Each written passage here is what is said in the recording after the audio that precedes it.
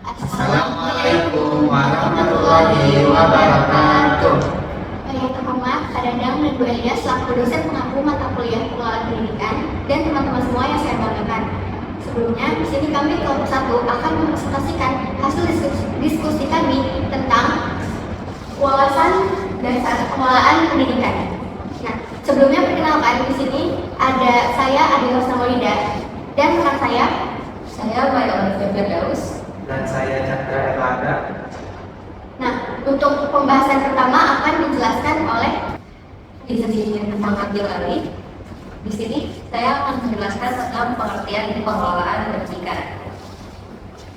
Pertama-tama, pengelolaan pendidikan kita ambil dari para ahli, yaitu Husaini Usman, yang menyimpulkan bahwa pengelolaan pendidikan merupakan seni dan ilmu pengelolaan sumber daya pendidikan untuk mewujudkan suasana belajar dan proses pembelajaran agar peserta didik secara aktif mengembangkan prestasi dirinya untuk memiliki kekuatan spiritual keagamaan, pengendalian diri dan kepribadian, juga kecerdasan, akhlak mulia serta keterampilan yang diperlukan dirinya, masyarakat, bangsa, dan negara.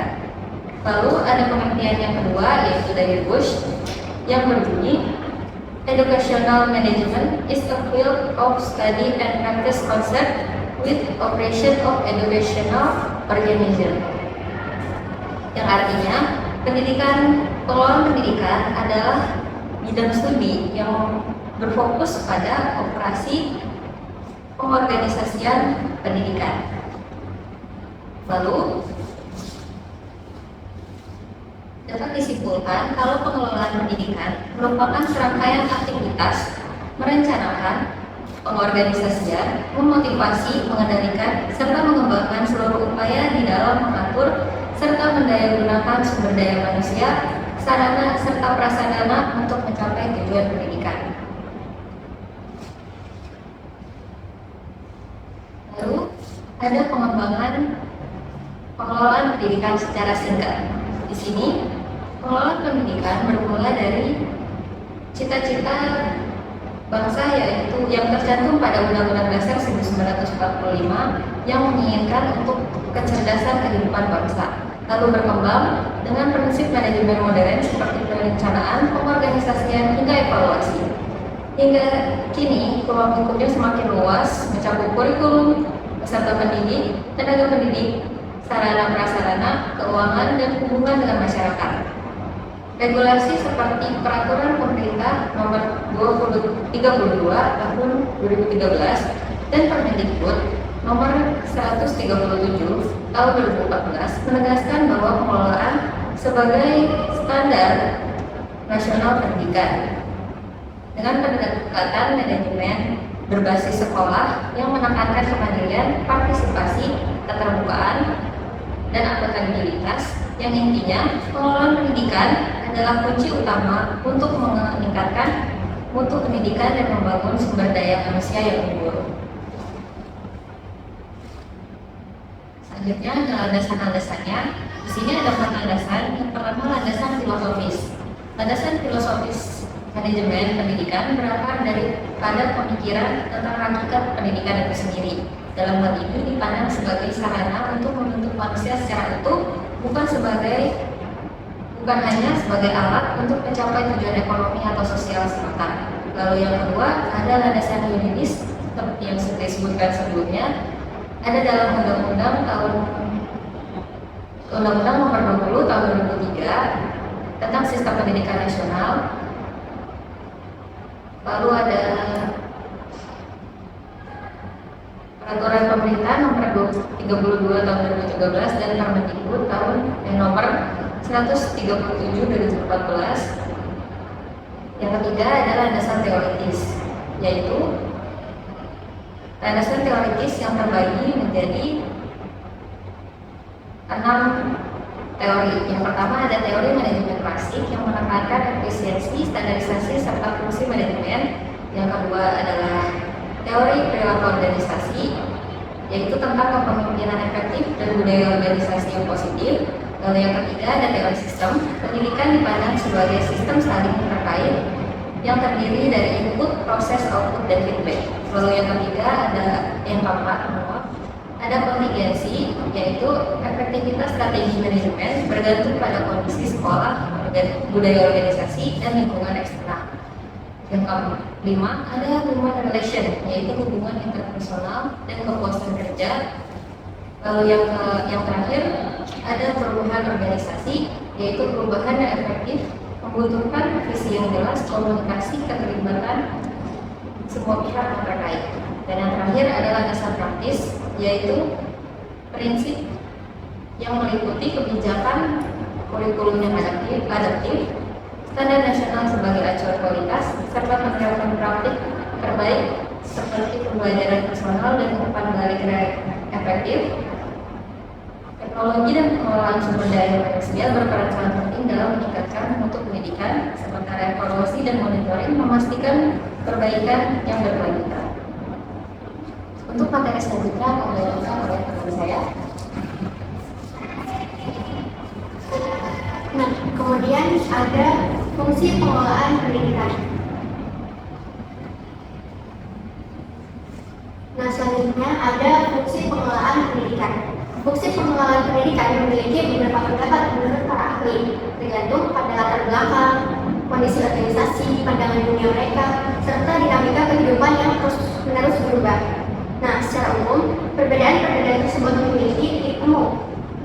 Di antaranya, yang pertama fungsi manajemen, yaitu yang pertama ada perencanaan atau planning. Nah, perencanaan ini adalah aktivitas pengambilan keputusan tentang objek tertentu, seperti apa yang ingin dicapai, tindakan apa yang ingin diambil, dan siapa yang akan melaksanakan rencana tersebut. Nah, kemudian dalam dunia pendidikan, perencanaan merupakan pedoman yang harus dibuat dan dilaksanakan sehingga usaha pencapaian tujuan lembaga bisa efektif dan efisien. Nah, artinya hasil proses pembelajaran yang diinginkan bisa tercapai jika semuanya berjalan sesuai dengan apa yang sudah direncanakan. Kemudian yang kedua ada pengorganisasian. Nah, pengorganisasian adalah suatu kegiatan mengatur atau membagi pekerjaan kepada sekelompok orang yang diberi tugas untuk melakukannya, sehingga tujuan organisasi bisa tercapai secara efektif dan efisien.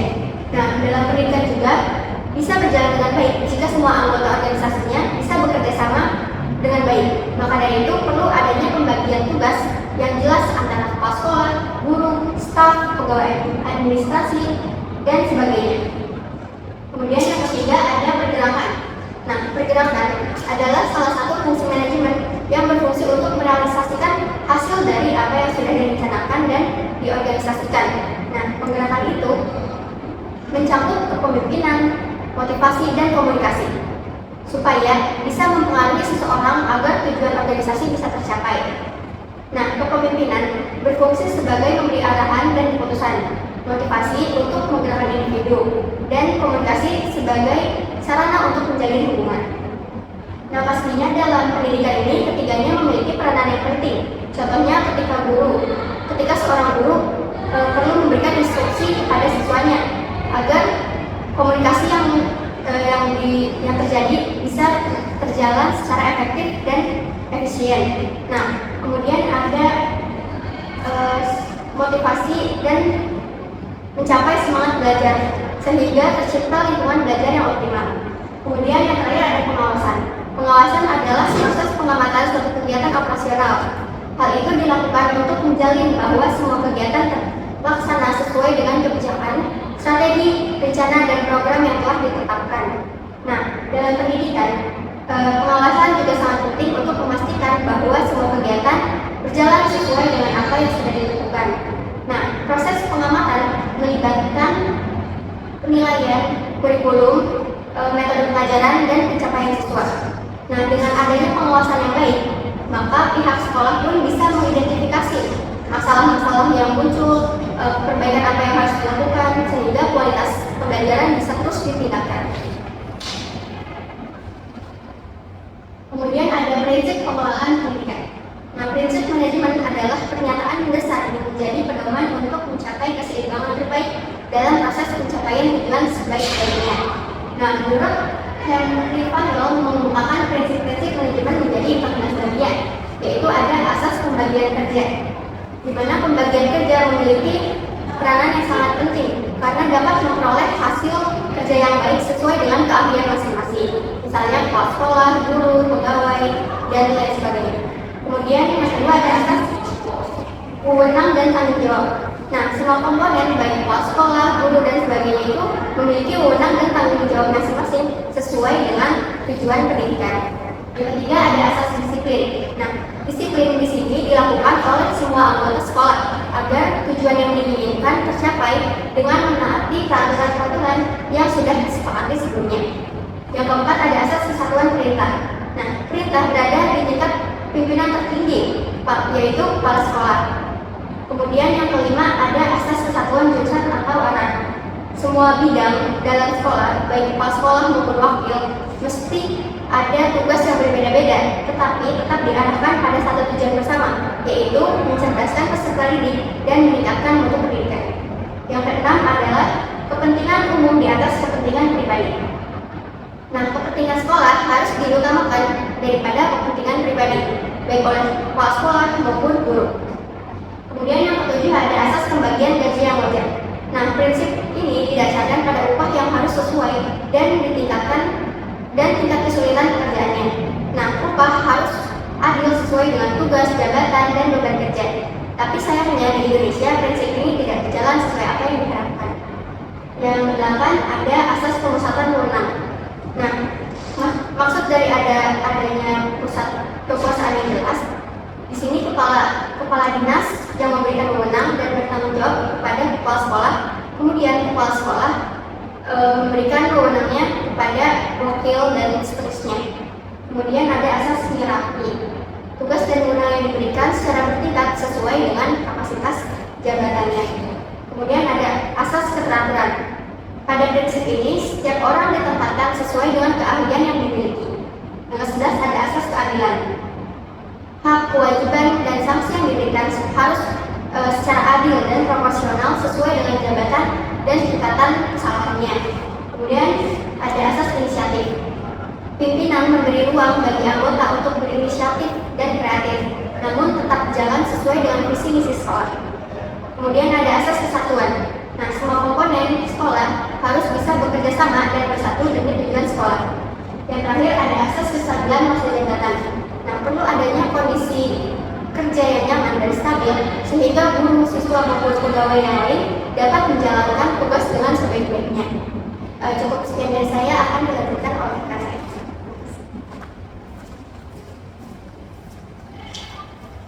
Baik, selanjutnya ada komponen utama dalam sistem pendidikan. Komponen merupakan bagian dari suatu sistem yang memiliki peran dalam keseluruhan berlangsungnya suatu proses untuk mencapai tujuan sistem. Nah, komponen-komponen tersebut di antara lainnya ada yang pertama ada dasar pendidikan. Dasar pendidikan merupakan proses timbal balik antara pendidik dan anak didik dengan melibatkan berbagai faktor pendidikan yang diselenggarakan guna mencapai tujuan pendidikan dengan didasari oleh nilai-nilai tertentu. Yang kedua ada tujuan pendidikan. Tujuan pendidikan merupakan komponen pendidikan yang sangat penting dalam proses pendidikan itu sendiri.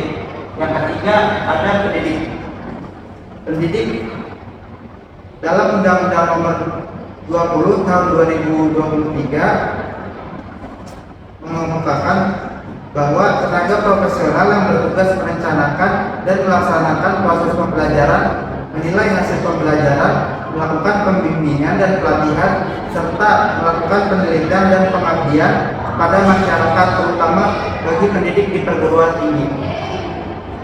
Yang keempat ada peserta didik. Peserta didik merupakan manusia yang memiliki potensi dan mengalami perkembangan sejak dilahirkan sampai meninggal dunia. Yang kelima ada media pendidikan.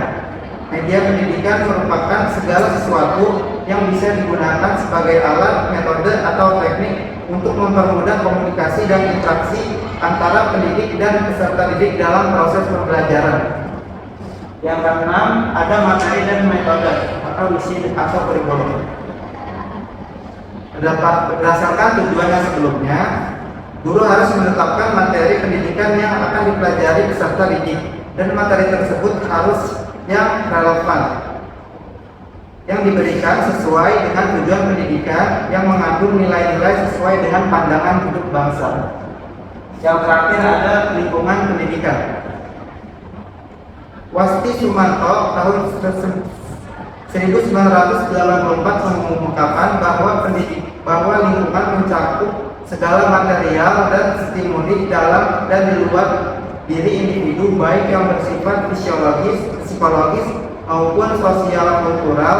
Dan dalam dunia pendidikan, lingkungan sangat berpengaruh dalam keberhasilan atau kegagalan dari pendidikan.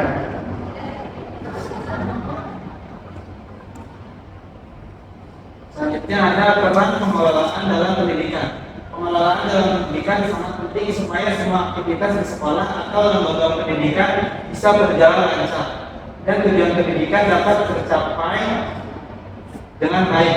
Pengelolaan ini membantu menyusun langkah-langkah yang jelas, menyatukan berbagai unsur pendidikan, dan mencari solusi atas masalah yang muncul. Ada 3 peran utama pengelolaan dalam pendidikan.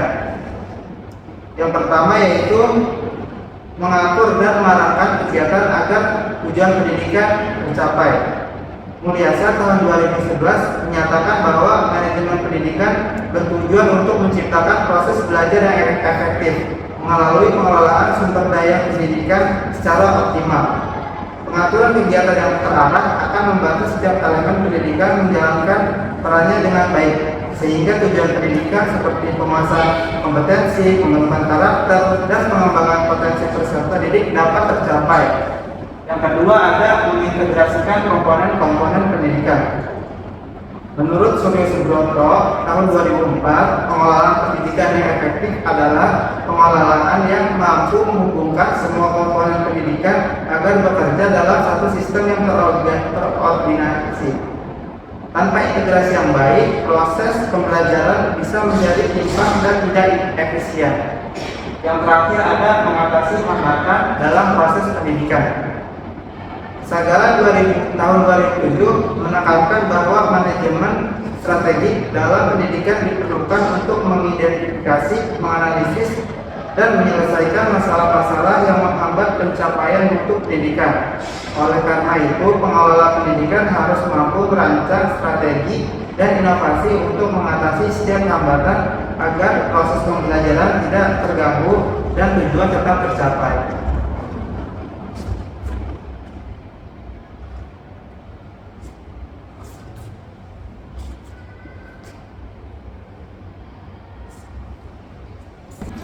Cukup sekian pemaparan hasil diskusi dari kelompok kami. Mohon maaf apabila ada kesalahan baik perkataan maupun perbuatan. Terima kasih.